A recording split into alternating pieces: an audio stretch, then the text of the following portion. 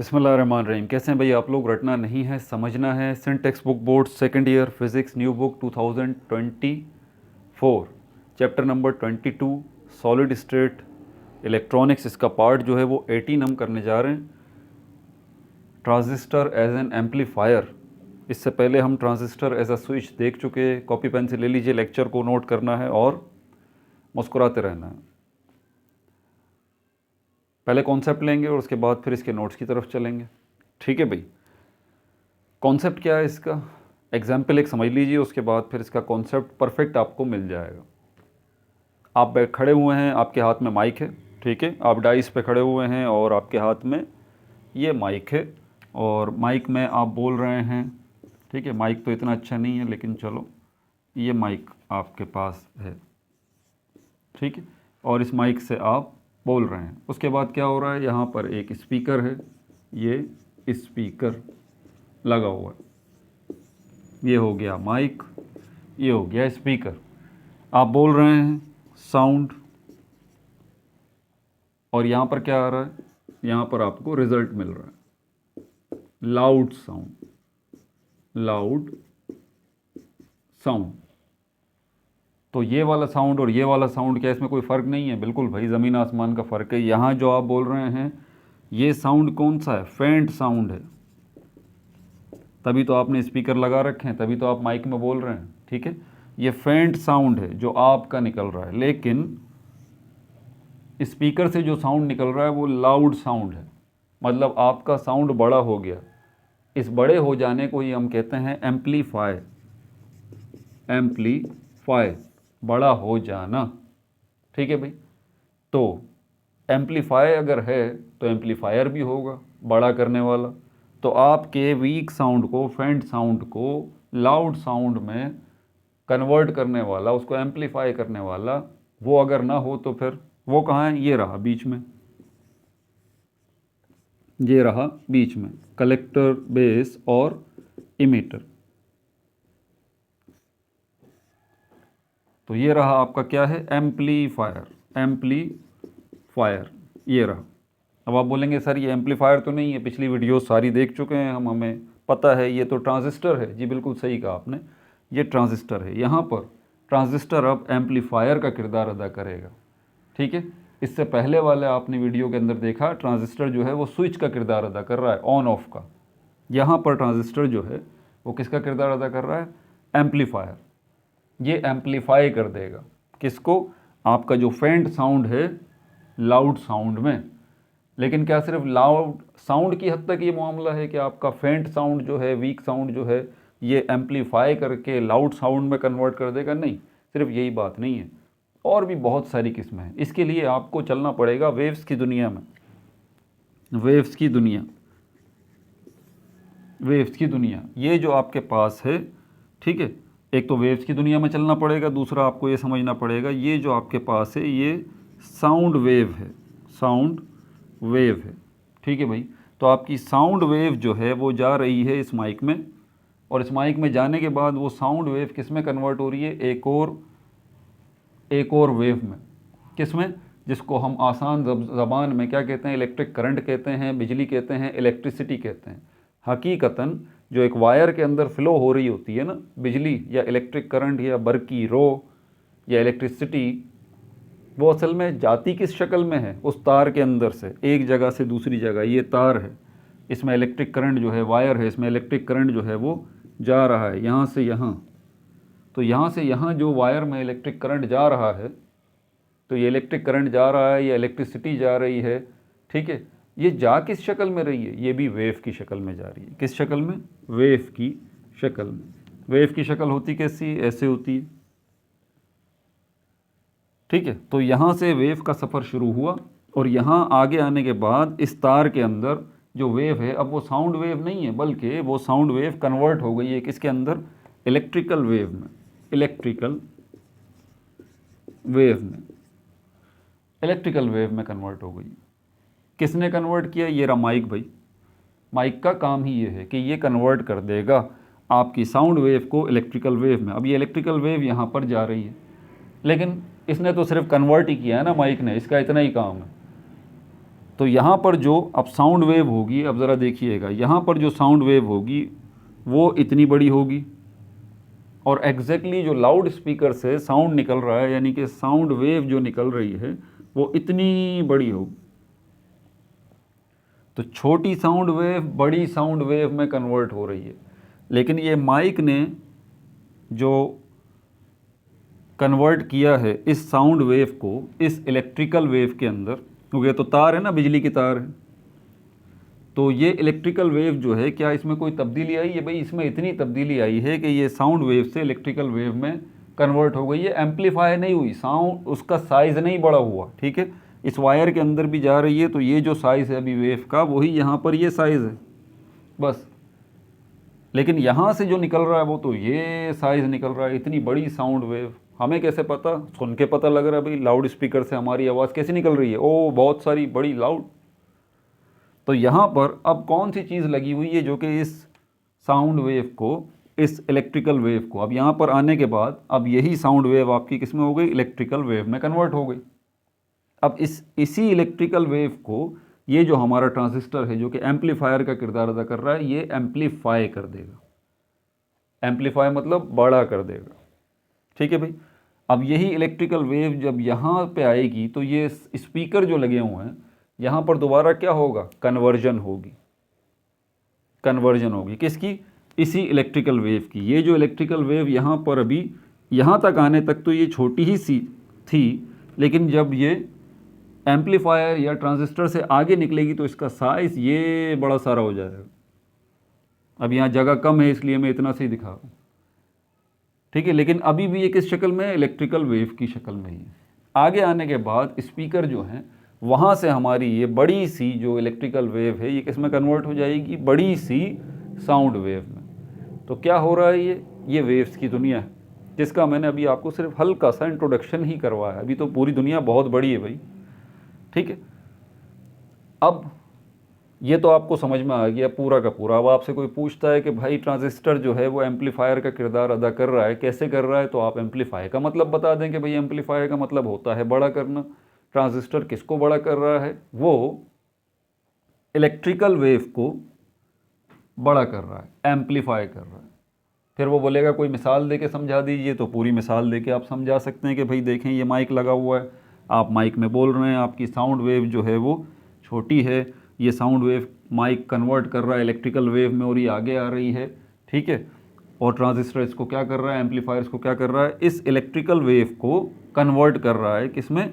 बड़ी electrical wave में। और बड़ी इलेक्ट्रिकल वेव में कन्वर्ट करके स्पीकर तक ये बड़ी इलेक्ट्रिकल वेव्स आ रही हैं। तो दूसरी साइड पे जो निकल रहा है वो निकल रहा है हमारे पास बड़ी साउंड वेव्स। तो आप समझा सकते हैं। लेकिन सिर्फ साउंड वेव तक कहानी नहीं है, ये बात जहन में रखिएगा। नहीं, ये तो साउंड वेव तो एक छोटी सी सिर्फ एग्जाम्पल है। हमारे पास जैसा मैंने कहा कि वेव्स की दुनिया है, ठीक है। तो यहाँ पर ये एम्पलीफायर जो है, ये जो हमारा ट्रांजिस्टर है, अब आपके पास क्या लाइट वेव्स नहीं है? सोचिए ज़रा, आपके पास लाइट वेव्स भी है, आपके पास साउंड वेव्स भी है, आपके पास हीट वेव्स भी हैं, आपके पास और कौन कौन सी वेव्स हैं?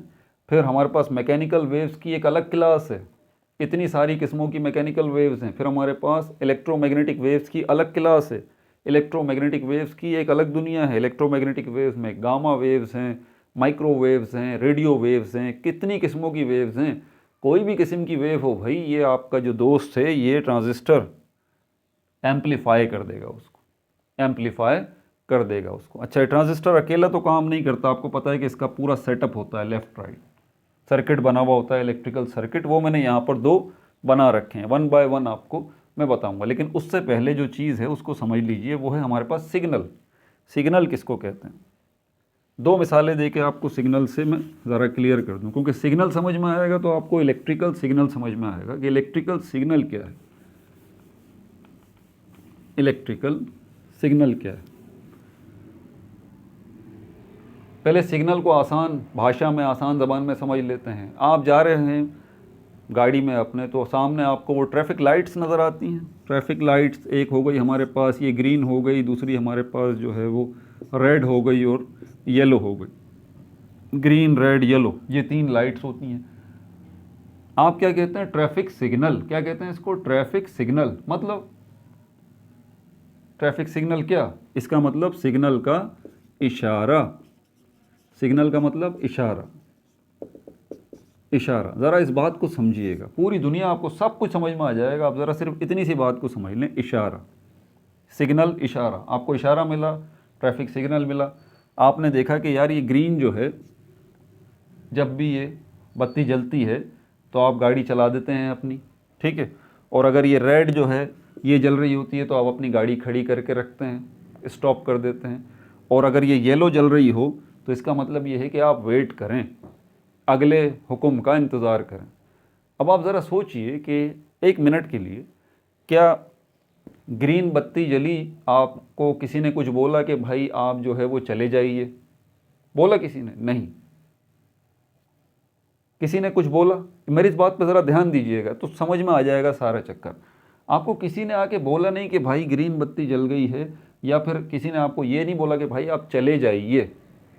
नहीं, किसी ने नहीं बोला। सिर्फ वहाँ पर आपको क्या मिला, इशारा मिला। इसका मतलब ये हुआ कि ये सिग्नल या इशारा असल में होता क्या है, ये कोड है। कोड है। और अगर कोड है तो ये फिर डी कोड भी होगा, ये डी कोड भी होगा। तो कोड शक्ल में जो भी चीज़ होती है वो इशारे में होती है, ठीक है, और उसको डिकोड करना होता है। ये तो सिग्नल की हमारे पास एक मिसाल मैंने आपको दे के समझा दी। तो सिग्नल क्या है, एक मैसेज है, एक मैसेज है, एक पैगाम है, एक मैसेज है, एक पैगाम है, लेकिन क्लियर नहीं है। किस शक्ल में है, कोड की शक्ल में। आपको उसको डिकोड करना होता है। जैसे कि यहाँ पर आपको जो सिग्नल मिला वो ग्रीन लाइट का मिला, ये आपको सिर्फ सिग्नल मिला है। आपने उसको डिकोड किया अपने दिमाग के अंदर, क्या कि भाई ग्रीन लाइट का मतलब ये है कि गाड़ी चला दो, ठीक है। आपको इशारा क्या मिला, आपको सिग्नल क्या मिला, ग्रीन लाइट के जलने का। ये ग्रीन लाइट का जलना क्या है, ये कोड है। एक छोटे बच्चे को ग्रीन लाइट दिखाएंगे ना आप, तो उसको नहीं पता ग्रीन लाइट का क्या मतलब है, हालांकि इशारा उसको भी मिल रहा है ना। छोटे बच्चे को भी आप दिखा दें भाई ट्रैफिक लाइट जल रही है, ये ग्रीन लाइट देखो, वो देखेगा हाँ बाबा ग्रीन लाइट जल रही है, मतलब सिग्नल उसे भी मिल रहा है, इशारा उसे भी मिल रहा है। लेकिन क्योंकि ये कोड है इसलिए बच्चे को समझ में नहीं आ रहा। बच्चे को कोड तो मिल रहा है, वो डिकोड करने से कासिर है। लेकिन आप जो है वो डिकोड करने से कासिर नहीं है, आप समझ रहे हैं इसको। आपका दिमाग बता रहा है कि भाई, तो आपका दिमाग जो आपको बता रहा है ना कि ये ग्रीन लाइट का मतलब ये है कि अब आप गाड़ी चला दें, तो ये क्या है, ये डिकोडिंग हो रही है। आपका दिमाग इस सिग्नल को डिकोड कर रहा है। आप यकीन करें कि सिग्नल का ये कोड और ये डिकोड, इसी के ऊपर सारा का सारा आपकी इलेक्ट्रॉनिक्स की बिल्डिंग खड़ी हुई है, इन्हीं सिग्नल्स के ऊपर। अब ये तो वो सिग्नल था जो कि आम जिंदगी में बता दिया। फिर हमारे पास होता है electrical signal. Electrical signal, electrical signal. अब इलेक्ट्रिकल सिग्नल से आप समझ जाइए क्या होगा। इलेक्ट्रिकल सिग्नल मतलब ऐसा सिग्नल, ऐसा इशारा जो कि पहली बात कोड में भी हो,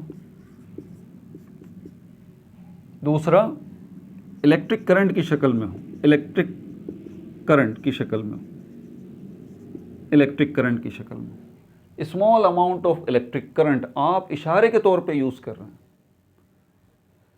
small amount of electric current आप इशारे के तौर पे यूज़ कर रहे हैं। Small amount of electric current को आप क्या नाम दे रहे हैं कि इलेक्ट्रिकल सिग्नल, लेकिन होगा तो कोड में ही ना, होगा तो कोड में ही। बहरहाल ये बात थोड़ी और कॉम्प्लिकेटेड हो जाएगी, लेकिन हमारे पास जो इलेक्ट्रॉनिक्स की दुनिया है, इसमें जो इलेक्ट्रिकल सिग्नल्स होते हैं ना, उसमें एक पैगाम होता है कि भाई आपने ये करना है। लेकिन वो पैगाम किस शक्ल में होगा, कोड की शक्ल में, पहली बात। दूसरा, और किस शक्ल में होगा, इलेक्ट्रिक करंट की शक्ल में। और तीसरी बात, उस कोड को डिकोड भी होना ज़रूरी है, उस कोड को डिकोड भी होना ज़रूरी है। जैसे कि अभी आपने वो मिसाल देखी एम्पलीफायर वाली, वो जो करंट जा रहा था, आप जो साउंड वेव्स आपकी जा रही थी माइक से होती हुई आगे, ठीक है, वायर में किस शक्ल में जा रही थी, इलेक्ट्रिक वेव्स, इलेक्ट्रिक वेव्स की शक्ल में। तो ये इलेक्ट्रिक वेव्स क्या है, यहाँ पर ये सिग्नल है। करंट का वो अमाउंट जो कि जा रहा है ट्रांजिस्टर के पास, वो करंट का अमाउंट ट्रांजिस्टर को बता रहा है कि भाई आपने ये करना है, तो ट्रांजिस्टर जो है उसी हिसाब से फिर काम करता है। ठीक है, अगर हम करंट का अमाउंट बढ़ाएंगे तो ट्रांजिस्टर उसको दूसरे मतलब में लेगा, अगर हम करंट का अमाउंट और बढ़ाएंगे तो ट्रांजिस्टर उसको तीसरे मतलब में लेगा। आप मेरी बात को समझ रहे हैं? मतलब आप ट्रांजिस्टर को समझा रहे हैं अमाउंट ऑफ करंट को कम ज़्यादा करके कि भाई ट्रांजिस्टर आपने ये काम करना है। देख रहे हैं आप, ये क्या है? Electrical signals. इलेक्ट्रिकल सिग्नल्स, ये इलेक्ट्रिकल सिग्नल्स हैं जो कि जा रहे हैं इसके पास, ट्रांजिस्टर के पास। आप इन इलेक्ट्रिकल सिग्नल्स की मिकदार कम ज़्यादा करेंगे तो ट्रांजिस्टर उसका मतलब जो है वो कुछ और लेगा, उस हिसाब से ट्रांजिस्टर जो है वो काम करेगा। ठीक है, बहरहाल ये एक बहुत इन डेप्थ बातें हैं। अब मैं इतनी डेप्थ आपको नहीं लेके जा सकता भाई, वरना फिर हम अपने टॉपिक से ही जो है वो हट जाएंगे। काफ़ी बच्चे तो अभी भी बोल रहे होंगे कि सर ये आपने टाइम हमारा वेस्ट कर दिया। वैसे ही बहुत बोलते हैं कि टाइम क्यों ज़ाया कर रहे हैं आप हमारा। उसके ऊपर मैं अलग वीडियो बना के समझा भी चुका हूँ भाई।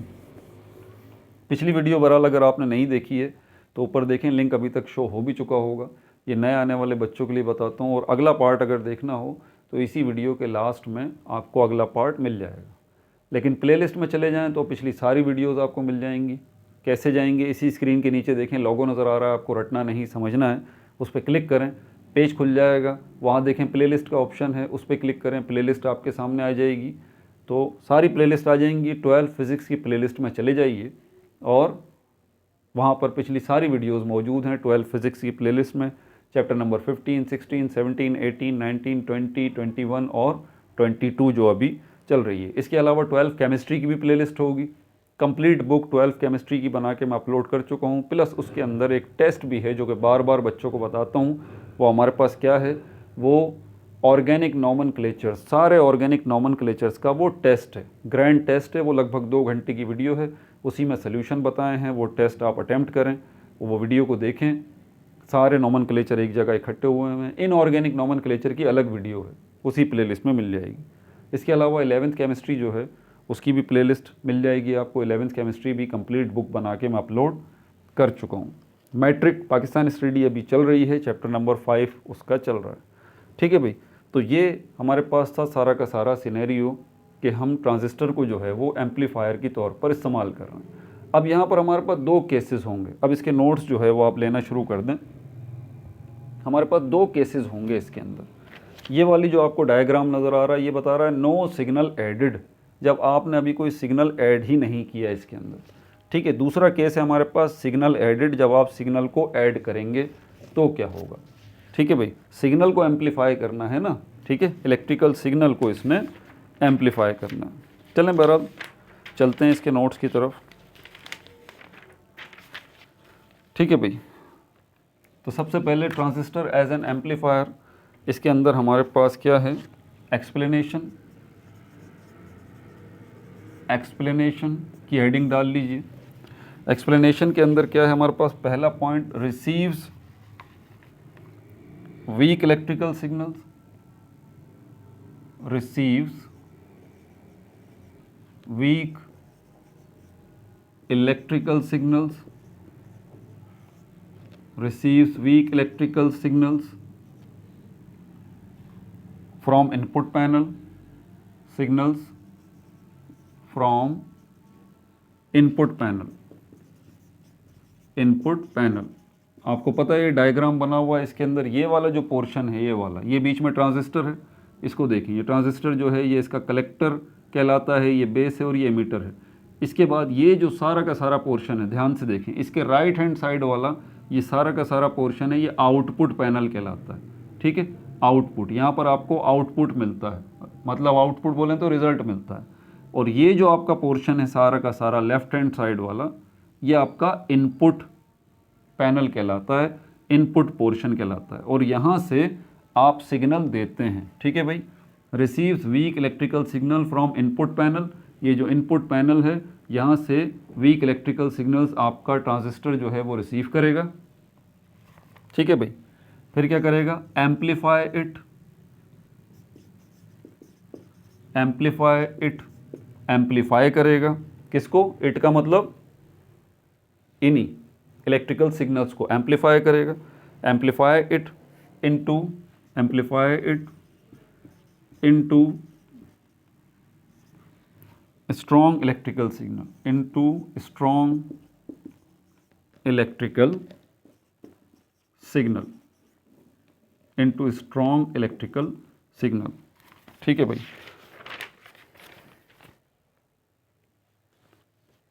बाय यूजिंग किस चीज़ को इस्तेमाल करते हुए, by using batteries, transistor, battery comma transistor comma resistor, ये तीन चीज़ें हैं जो कि यहाँ पर आपको नज़र आ जाएंगी, ट्रांजिस्टर। ठीक है भाई। तो इस पूरे के पूरे सर्किट के अंदर ट्रांजिस्टर ये है, और इस पूरे सर्किट के दो पोर्शन हो गए, ये इनपुट पोर्शन हो गया और ये वाला आउटपुट पोर्शन हो गया। ठीक है। और इसके अंदर हमारे पास क्या बता रहा है कि ये एम्पलीफाई करेगा किसके अंदर, strong electrical signals by using किस चीज़ को इस्तेमाल करते हुए, बैटरी, ये बैटरी लगी हुई देखें प्लस माइनस। ठीक है। ट्रांजिस्टर, ये ट्रांजिस्टर लगा हुआ, और रेसिस्टर, ये रेसिस्टर लगे हुए, एक ये जो आपको शक्ल नज़र आ रही है और ये रेसिस्टर है, दो रेसिस्टर हैं, एक बैटरी है, एक ट्रांजिस्टर है। ठीक है। उसके अलावा ये कैपेसिटर भी लगा हुआ है, अभी इसकी बात होगी कैपेसिटर की बात। ठीक है भाई। Connected in a circuit, connected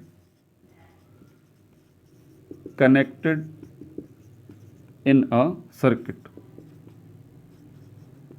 connected in a circuit. अब वर्किंग की हेडिंग डालना है, वर्किंग। अब ये काम होगा कैसे, वर्किंग काम कैसा होगा, टू केसेस, वर्किंग के अंदर हमारे पास टू केसेस हैं, two cases. Number one, no signal added when, no signal added, no signal added, अभी आपने कोई सिग्नल ऐड ही नहीं किया। ठीक है। No signal input, no signal added, कोई अभी आप इसको सिग्नल दे ही नहीं रहे, तो ये नो सिग्नल आउटपुट, कोई भी आपको आउटपुट नहीं मिल रहा। मतलब ये अभी वो उस पोजीशन में है आपका सर्किट, ये सारा का सारा जिसमें अभी ये काम नहीं कर रहा, क्योंकि आप इनपुट सिग्नल दे ही नहीं रहे, तो आपको आउटपुट सिग्नल भी नहीं मिल रहा। ठीक है। तो ये दो केसेस के अंदर हम डिस्कस करेंगे, पहला व्हेन नो सिग्नल एडेड, और दूसरा है when signal added, when signal added, when signal added.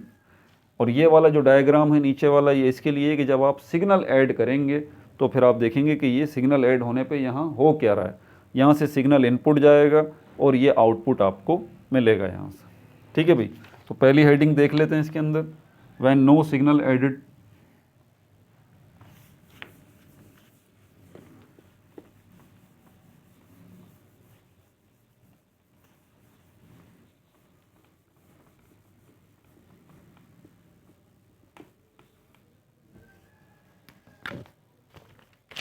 पहली हेडिंग आ जाएगी when know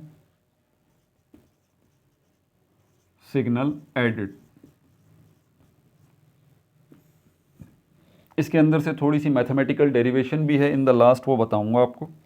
when no signal added, जब कोई सिग्नल ऐड नहीं होगा तो फिर क्या होगा, no input signal, no input signal, कोई इनपुट सिग्नल नहीं है,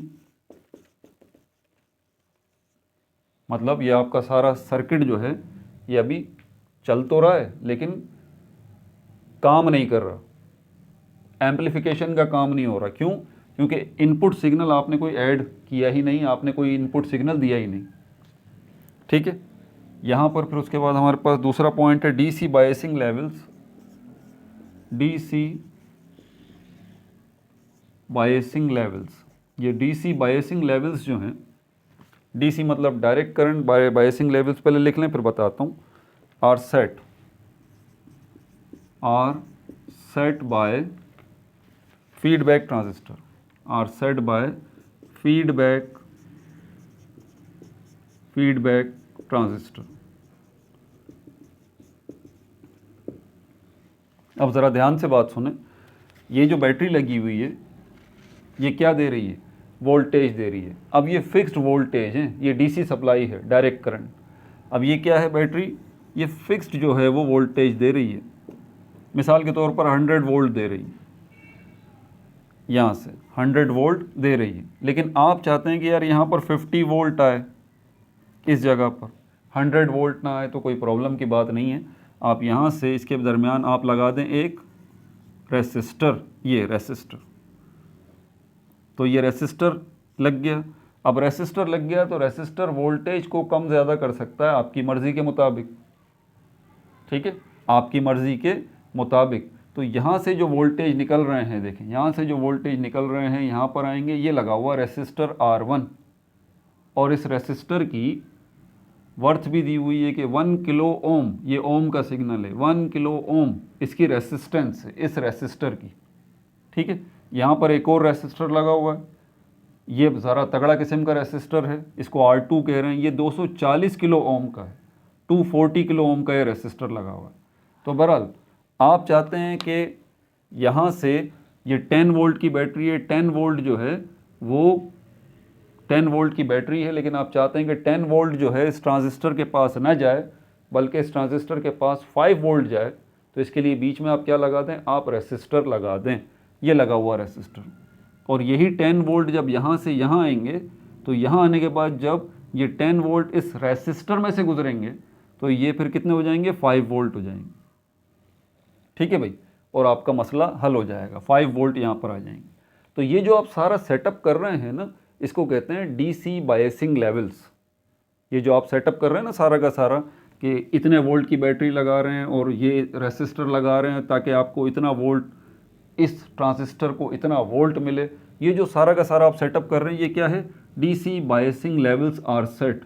आपने डीसी, ये डायरेक्ट करंट है, इसके बायसिंग लेवल्स को, यानी कि वोल्टेज के लेवल को, बायसिंग लेवल्स मतलब इसके वोल्टेज के लेवल को, आर सेट आपने सेट किया है। इस डीसी सप्लाई, इस बैटरी के वोल्टेज के लेवल को आपने सेट किया है। इसी बात को यहाँ पर कह रहे हैं DC biasing levels are set.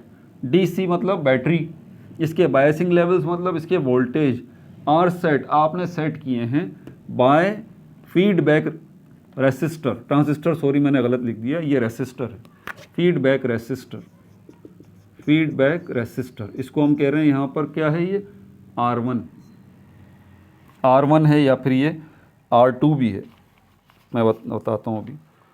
Feedback resistor ये R2 है, ये वाला, एक ये वाला और एक ये वाला।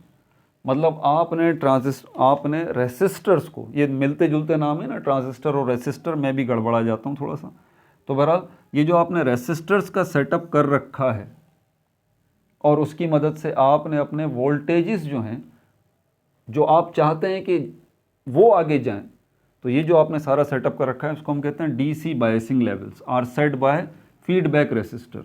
आपने डायरेक्ट करंट यानी कि बैटरी के बायसिंग लेवल्स यानी कि वोल्टेजेस का जो लेवल है, आर सेट आपने सेट कर रखा है बाय फीडबैक रेसिस्टर R2। इस फीडबैक रेसिस्टर R2 की मदद से कि मतलूबा वोल्टेज आगे जाएं, ठीक है भाई। वरना अगर हम ये रेसिस्टर वगैरह ना लगाएं तो फिर क्या होगा, 10 वोल्ट की बैटरी है, 10 वोल्ट ही इस ट्रांजिस्टर के पास आएगा, जो कि ज़रूरत हमें नहीं है, ठीक है। फिर आगे बोल रहा है the NPN transistor, the NPN transistor, ये आ गया, ये रहा कलेक्टर, बेस और इमिटर, ये रहा आपका NPN ट्रांजिस्टर, ये रहा आपका NPN transistor. The NPN transistor is biased, the NPN transistor is biased. जब भी बायस्ड का मतलब वर्ड आए ना, आप बायस्ड के वर्ड के साथ वोल्टेज को कनेक्ट कर दें, आपको बायस्ड का वर्ड डिस्टर्ब नहीं करेगा।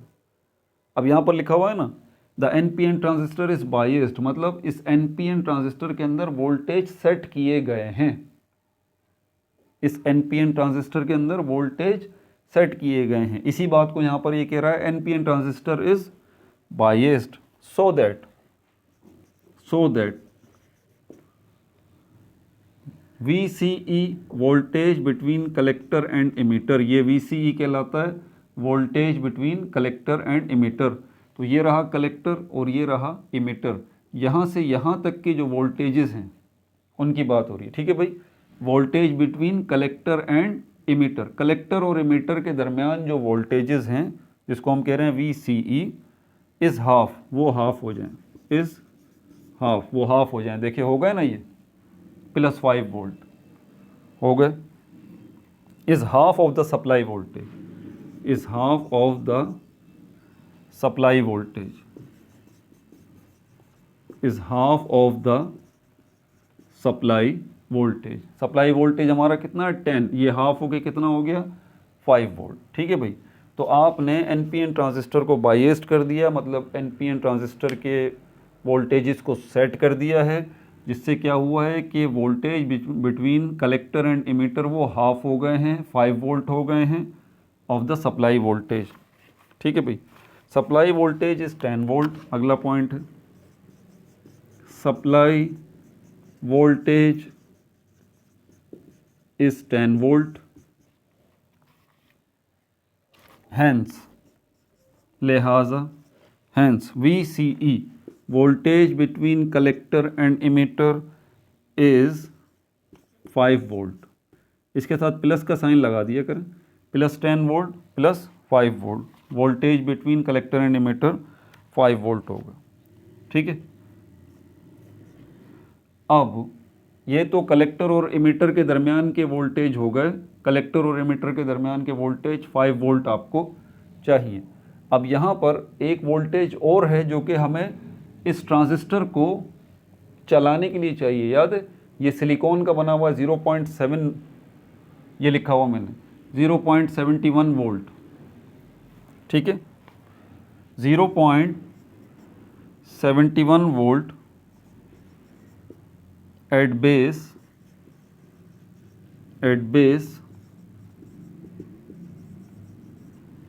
partially turns on, partially turns on, partially turns on। अब ज़रा इस सारे सेटअप को आपने समझना है। partially turns on the transistor,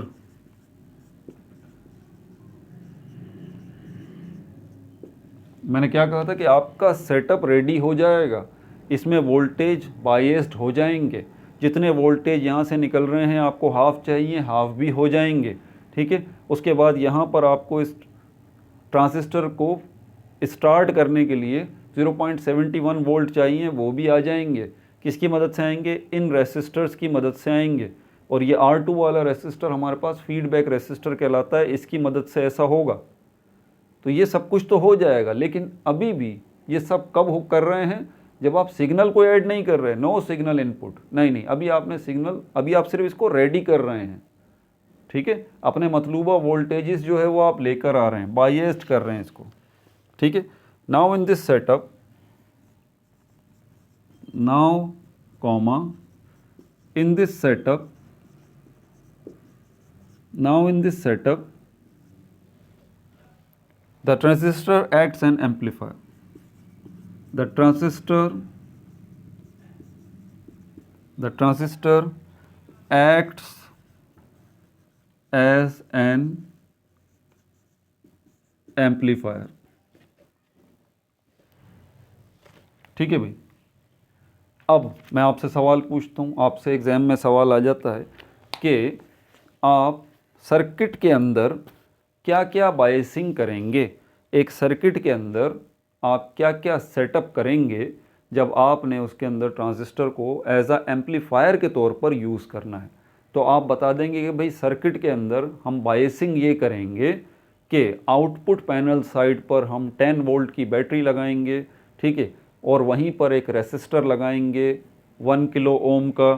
ठीक है, और दूसरा रेसिस्टर हम 240 ओम का लगाएंगे। ठीक है, ये जो है वो फीडबैक रेसिस्टर कहलाएगा। और यहाँ पर हम 0.71 वोल्ट जो है, और इन्हीं की मदद से, इन्हीं दोनों रेसिस्टर्स की मदद से, इस रेसिस्टर की मदद से जो है वो R1 रेसिस्टर की मदद से हमें ट्रांजिस्टर को +5 वोल्ट मिल जाएंगे। और ये वाला जो रेसिस्टर है इसकी मदद से हमारे ट्रांजिस्टर को यहाँ पर कितने वोल्ट मिल जाएंगे, 0.71 वोल्ट जो है वो मिल जाएंगे। ये सारा का सारा सेटअप जो है वो हम करेंगे किसके अंदर, इस सर्किट के अंदर। अगर हम इस सर्किट के अंदर मौजूद ट्रांजिस्टर को एम्पलीफायर के तौर पर इस्तेमाल करना चाहते हैं तो, और यही सारी डिटेल मैंने यहाँ पर लिखी है, तो ये आपका जवाब भी हो जाएगा। ठीक है। अब जबकि आप सिग्नल ऐड कर रहे हैं, अब क्या सिचुएशन होगी, अब क्या हालात होंगे, यहाँ पर थोड़ी कैलकुलेशन भी आएगी।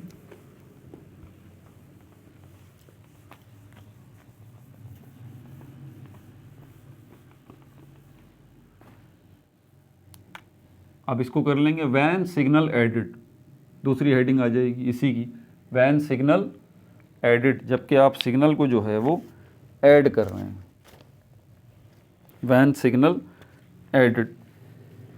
ऐड इनपुट सिग्नल, पहला पॉइंट आएगा, ऐड इनपुट सिग्नल,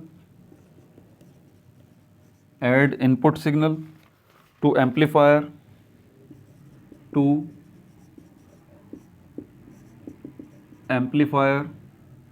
ये वाली हेड आप पिक्चर आ जाएगी, यहाँ से देखें ये जो जगह है आपकी, ये आपको नज़र आ रहा है, इसके और इसके बीच में मैंने लिखा है कि यहाँ से आप क्या दे रहे हैं, यहाँ से आप सिग्नल इनपुट, यहाँ सिग्नल दे रहे हैं। ये जो सिग्नल आप दे रहे हैं ये उसकी वेव बनी हुई है, छोटी सी वेव है, ठीक है। और यहाँ पर जो आप सिग्नल दे रहे हैं, ठीक है, ये उसकी वेव आ गई। और ये कितने वोल्ट का सिग्नल है, ये है 0.02 वोल्ट का, ये पीपी लिखा हुआ है, पीपी। पीपी का मतलब होता है peak to peak, peak to peak. Peak to peak का मतलब क्या होता है, ये वेव जो है हमारे पास जा रही है, इसकी एक पीक ये रही, एक पीक ये रही, तो पीक से पीक तक का जो वोल्टेज है यहाँ पर वो 0.02 वोल्ट है, और ये आपका इनपुट सिग्नल है। ठीक है भाई, add input signal to amplifier से का मतलब यहाँ पर है मिसाल के तौर पर, से मतलब फॉर एग्जाम्पल, से 0.02 वोल्ट, पीपी, पीपी यानी कि पीक टू पीक। ठीक है भाई, ये सिग्नल देके अब आप इस सिग्नल को कपल्ड करेंगे, ठीक है, मतलब इस सिग्नल को बढ़ाएंगे यहीं पर, किसकी मदद से, ये कैपेसिटर लगा हुआ, ठीक है। ये जो आपको ये वाली लाइन नज़र आ रही है और ये वाली लाइन नज़र आ रही है, ये क्या है, ये दोनों ये कैपेसिटर को रिप्रेजेंट कर रहे हैं। किसको रिप्रेजेंट कर रहे हैं, कैपेसिटर को रिप्रेजेंट कर रहे हैं। और कैपेसिटर को कैपिटल सी सिंबल से हम रिप्रेजेंट करते हैं, और इसका यूनिट क्या होता है, इसका यूनिट होता है माइक्रोफैराड, माइक्रोफैराड ये यूनिट है कैपेसिटेंस का, ये कैपेसिटर लगा हुआ। और ये क्या कितना है कैपेसिटर, ये 0.5 माइक्रोफैराड का ये कैपेसिटर ये लगा हुआ है यहाँ पर। तो जब आप इस जगह पर सिग्नल देंगे, इनपुट सिग्नल 0.02 वोल्ट का, तो यहाँ पर ये जाएगा, यहाँ पर कैपेसिटर लगा हुआ है, कैपेसिटर इसको कपल्ड कर देगा, इस सिग्नल को दुगना कर देगा। ठीक है, input signal, input signal is coupled,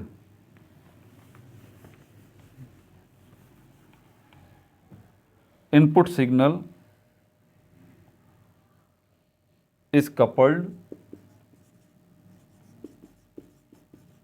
coupled by C1, by C1। ये C1 क्या है, यही कैपेसिटर है, C1 कर दें इसको, by C1। C1 इस इनपुट सिग्नल को कपल्ड कर देगा।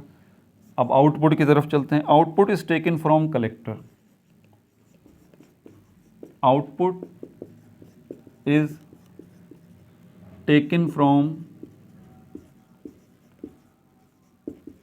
कलेक्टर। आउटपुट जो है वो कलेक्टर से लिया जाएगा। अब देखें इनपुट सिग्नल कहाँ से निकल रहा है, किसके पास जा रहा है, बेस के पास जा रहा है। ठीक है, इनपुट सिग्नल कौन कलेक्ट कर रहा है, बेस जो है वो कलेक्ट कर रहा है। आउटपुट सिग्नल जो है वो कौन कलेक्ट करेगा, ये देखें, ये कलेक्टर जो है वो कलेक्ट करेगा। तो यहाँ पर यही बात है, output is taken from collector.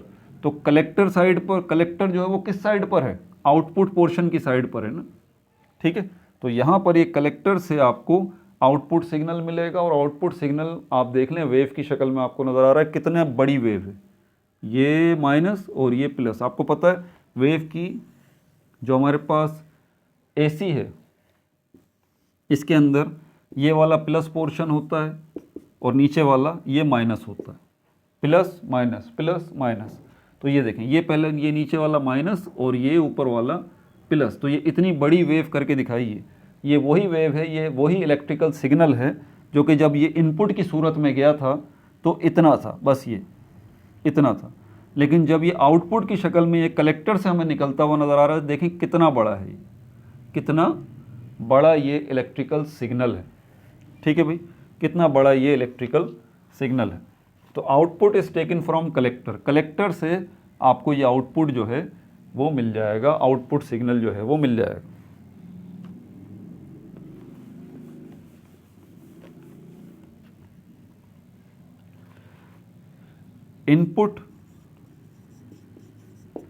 Input VPP यानी कि पीक टू पीक वोल्टेज जो है वो कितना है, 0.02 वोल्ट PP एंड आउटपुट जो है, output VPP, output voltage, output signal का जो वोल्टेज है पीक टू पीक वाला वो कितना है, 3 वोल्ट का है, इज़ 3 वोल्ट PP। फ़र्क देख रहे हैं आप, इनपुट सिग्नल का वोल्टेज कितना है, 0.02 वोल्टेज पीक टू पीक, और आउटपुट जो है वो वोल्टेज पीक टू पीक कितना है, 3 volt peak to peak. Amplify हो गया ना, बड़ा हो गया। ठीक है भाई, अब इसकी अब हेडिंग आ जाएगी कैलकुलेशन की। ये तो हमारे पास 2 हेडिंग्स में आ गया, इनपुट और आउटपुट वाला है, when signal, no signal added, signal added. ठीक है भाई, अब यहाँ पर calculation of AC gain, calculation of AC gain, क्योंकि देखें ये सारा डायरेक्ट करंट का सेटअप है। ये बैटरी आपने लगाई हुई है, बैटरी लगी हुई है तो इसका मतलब डायरेक्ट करंट है, DC है। ठीक है, लेकिन हमें जो रिजल्ट मिलेगा वो AC की शक्ल में मिलेगा, AC की शक्ल में मिलेगा। तो यहाँ पर हेडिंग आएगी calculation of AC gain. Gain का मतलब ये होता है आपको क्या मिला, रिजल्ट क्या मिला। गेन का मतलब रिजल्ट क्या मिला, आपने कितना इनपुट दिया, कितना आउटपुट आपको मिला, तो रिजल्ट क्या मिला। ठीक है, अब आप सोच रहे होंगे सर आउटपुट ही तो हमारा रिजल्ट है। नहीं नहीं, ऐसी बात नहीं, आउटपुट आपका रिजल्ट नहीं है। मिसाल के तौर पर अगर आप 10 रुपीज़ जो है वो उससे कोई चीज़ लेते हैं, ठीक है, और उस 10 रुपीज़ की चीज़ को आप जो है वो 15 रुपीज़ में सेल कर देते हैं। आपने 10 रुपीज़ की वो ख़रीदी और 15 रुपीज़ की आपने बेच दी, तो यहाँ पर गेन जो है वो आपका क्या है, प्रॉफिट जो है वो आपका क्या है, 15 में से 10 माइनस करेंगे, 5 रुपीज़ आपका प्रॉफिट है। क्या है, 5 रुपीज़ आपका प्रॉफिट है। ये आपका आउटपुट है, ये आपका इनपुट है, ये आपका इनपुट है, ये आपका आउटपुट है। 10 रुपीज़ आपका इनपुट है, 15 रुपीज़ आपका आउटपुट है। गेन आपका ये है 5 रुपीज़। तो यहाँ पर AC गेन की कैलकुलेशन अगर हमें करनी हो, ठीक है, कि हम इनपुट तो इतना सिग्नल दे रहे हैं, आउटपुट हमें इतना सिग्नल मिल रहा है, लेकिन गेन क्या मिल रहा है, तो इसकी कैलकुलेशन नोट कर लें। इसका फॉर्मूला है AV। A जो है वो एम्पलीट्यूड को रिप्रेजेंट करता है, यहाँ पर वेव की जो एम्पलीट्यूड होती है ना, यानी कि वेव की हाइट जो है, वेव की हाइट जो है, तो ये जो आपको AC गेन जो है, और ये AC गेन को भी रिप्रेजेंट कर रहा है, इसके लिए आपको voltage out divided by voltage in. तो वोल्टेज आउट हमारे पास आउटपुट कितना था, 3 वोल्ट, और इनपुट हमारे पास कितना था, 0.02 वोल्ट। आप इसको डिवाइड करेंगे तो 150 वोल्ट जो है PP, ये आपका गेन है। 150 वोल्ट जो है आपका गेन है। मीन्स इसका क्या मतलब हुआ, means the output signal, means the output signal कितना था, 3 वोल्ट PP का, ब्रैकेट में मैंने लिख दिया, the output signal 3 volt PP is 150 times, is 150 times greater than 150 times greater than input signal, greater than input signal. और input signal आपका कितना है, ब्रैकेट में लिख रहा हूँ 0.02 वोल्ट।